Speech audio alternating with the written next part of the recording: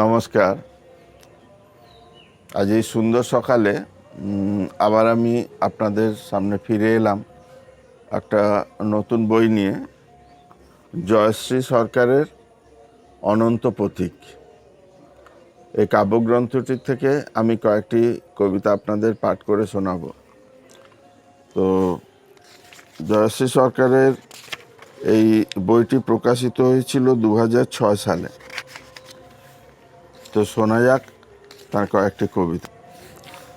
প্রথম কবিতার নাম উপলব্ধি। ভালোবাসা মানে খুনসুটি নয়, ভালোবাসা হলো যাতনা। ভালোবাসা মানে দেহভোগ নয়, ভালোবাসা হলো ভাবনা। ভালোবাসা মানে ভালোবাসা নয়, ভালোবাসা হলো যাপনা।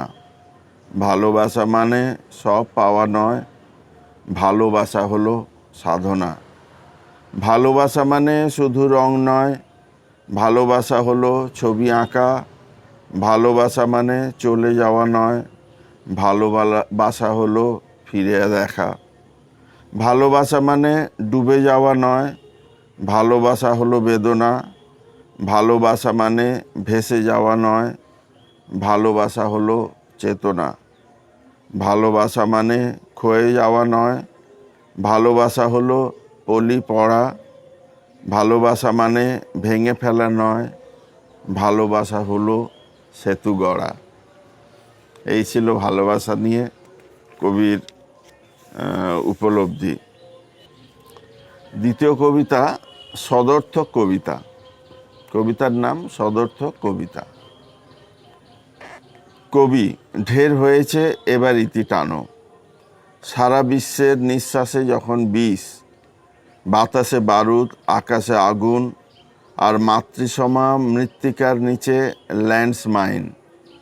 সমতলে অনাহারে মৃত্যু, সন্তান হারা মা, আর স্বামী হারা স্ত্রীর আর্ত হাহাকার। তখন কোন আনন্দে তুমি মধ্যরাতের একঘেয়ে অনুরাগের ক্যানভাস এঁকে যাও বিরামহীন উদ্যমতায়। ওগুলো থাক না তোমার হৃদয়ের ফিক্সড ডিপোজিটে, সময় মতো ভাঙিয়ে নিও। এখনও আরও একবার নির্ভীকে সৈনিকের মতো সমাজের অবক্ষয়টা দেখো।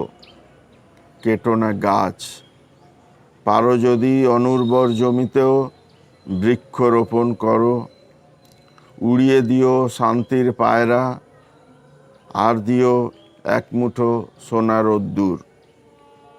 তোমার পূর্বরাগ আর অনুরাগের মানচিত্রগুলো হয়তো ওখানেই খুঁজে পাবে জীবনের দিশা।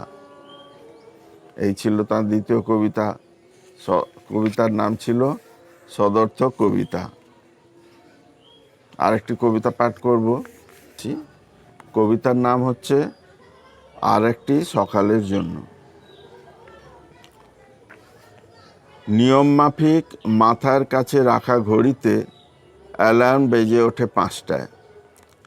ইচ্ছা না থাকলেও তাগাদায় উঠে পড়তে হয়, দায়িত্ব বড় দায়। প্রতিটি মানুষের একটা নিজস্ব ছন্দ থাকে, কিন্তু সময়ের সাইরেনে সেই ছন্দেও আরও বেশি করে গতি দান করতে হয়। 6টার পরেই মেয়ের স্কুলের গাড়ি আসে। একটু হাঁপ ছাড়ি, অস্পষ্ট হলেও কান পাতি, চেতনার রঙে রাঙানো আকাশবাণীর প্রাত্যহিকীতে। এরই ফাঁকে শুরু হয়ে যায় পরবর্তী গাড়ির প্রস্তুতি। ফর্দ ফিরিস্তির সংসার, আজন্ম অসুখে বাতাস। 9টার পরেই বেরিয়ে পড়তে হয় কর্মস্থলের পথে। ক্লান্ত অবসন্ন হয়ে যখন ঘরে ফিরি, তখন লাল টুকটুকে অস্তগামী সূর্যটাকে আর দেখতে পাই না। সন্ধ্যা ক্রমশই ঘনিয়ে আসে, হয়তোবা জীবন সন্ধ্যাও।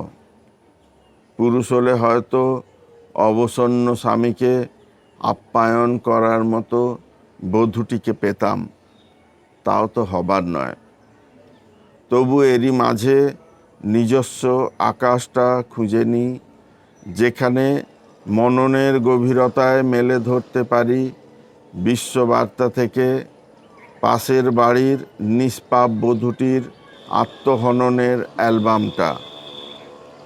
আমাদের নিউক্লিয়ার সংসারে রাতের খাওয়াটা বেশ রসময় হয়ে ওঠে। আকাশ বাংলার চলো যাই আর সাহিত্যের সেরা সময় দেখে। তারপর ঘড়িটায় যখন ঢং শব্দে 1টা বাজে, শুতে যাওয়ার আগে শ্রান্ত দেহে প্রতিদিনের মতো মনে মনে বলি আরেকটা সকালের জন্য। এই ছিল ওনার 3টি কবিতা। আশা করি আপনাদের ভালো লাগলো। তো এই প্রসঙ্গে বলি যে আপনারাও যদি কেউ চান যে আপনাদের কোনো কবিতা পাঠ করি আমার এই চ্যানেলে, তাহলে আপনারা আপনাদের সেই কাব্যগ্রন্থ আমাকে পাঠাতে পারেন। তাহলে আমি সেখান থেকে কিন্তু এই চ্যানেলের জন্য পাঠ করে শোনাতে পারি। তো আজ এই পর্যন্ত। আগামী দিনে আসবো আরও কিছু কবিতা নিয়ে। সঙ্গে থাকুন। নমস্কার।